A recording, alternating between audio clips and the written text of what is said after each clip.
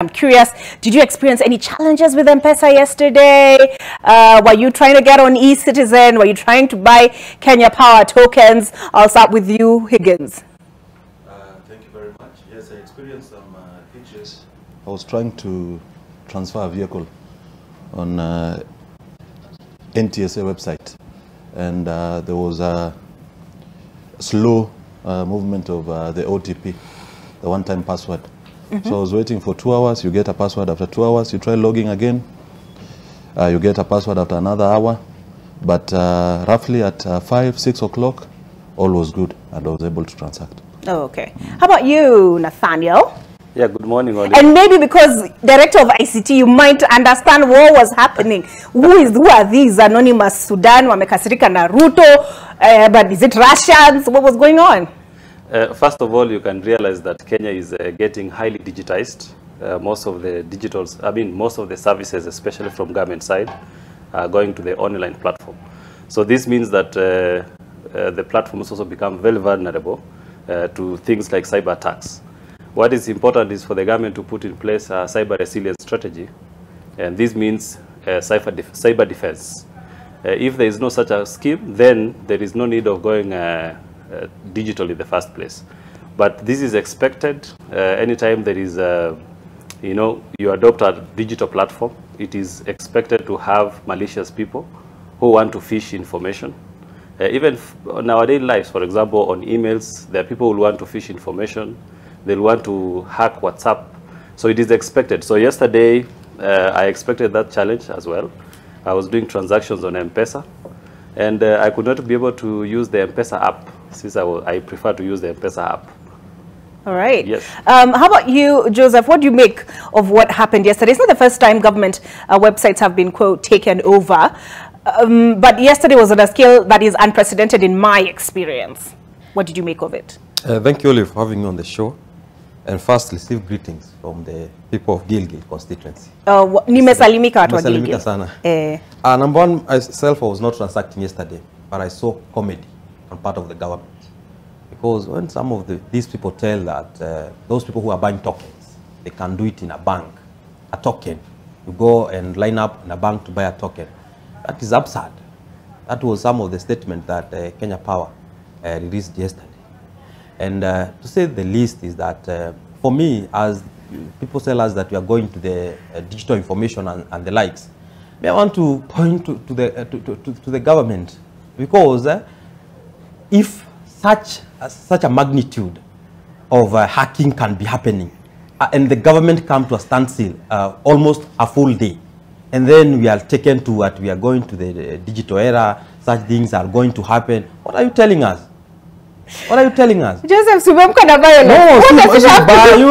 it have to do with this administration? No, you see. Or you're saying this was a targeted account on account of this administration? Very good. Yes. They have to put the people who are qualified in the system. The reason you have said that we have seen this, but not to such a magnitude. Yes, it has been happening before. But it happens maybe 1 hour or 2 hours. But the whole day, surely. Look at who used to be our ICTCS last time. That person was the head of Google East Africa, head of Google Sub-Saharan Africa. Who do we have ICT right now? Let's go to the topic of the day. I'm looking at them, Nathaniel was looking at you. Side-eye. He may be on your side, but he may be sitting next to you. Yeah? Sorry, I meant next to, not on your side. But he was throwing you the side-eye. I greatly disagree with Joseph here. Because the world is moving digital, and everywhere. It's not just Kenya.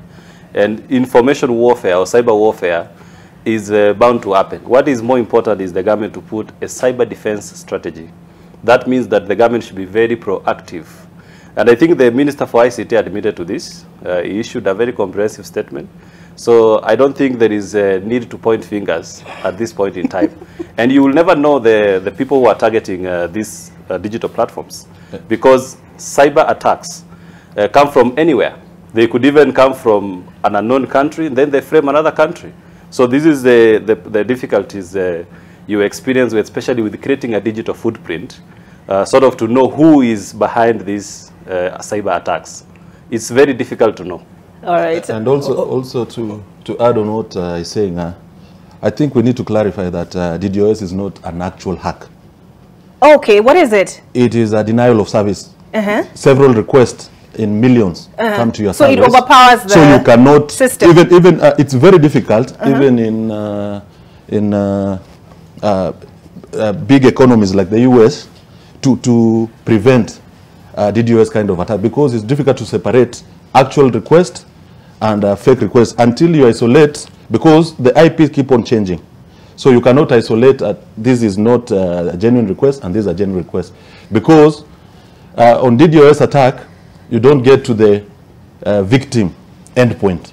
They did not access our data. They just denied the service for other individuals. So no data was lost.